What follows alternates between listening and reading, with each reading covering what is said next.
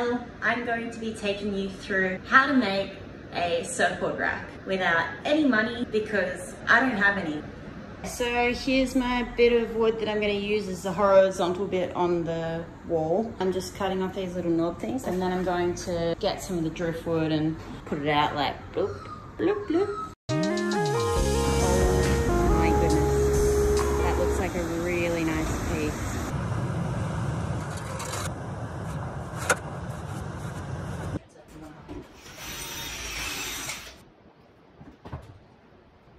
We've had a little break from making the board rack and we've come to see Moo. This is my cow. This guy's super sus.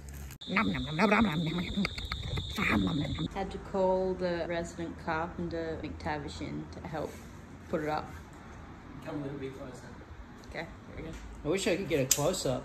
This is as good as it gets. I think if you come any closer, you're gonna have to leave.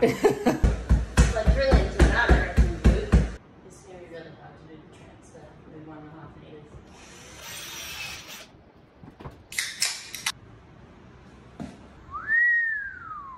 That's the board rack all done. I'll just need to get some matting to put on the tails, maybe a bit of cork or something. I don't know. I'll do something.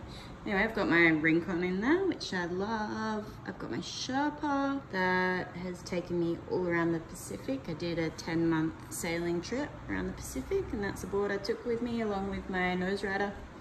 You too could make one of these if you have a lot of time and no money.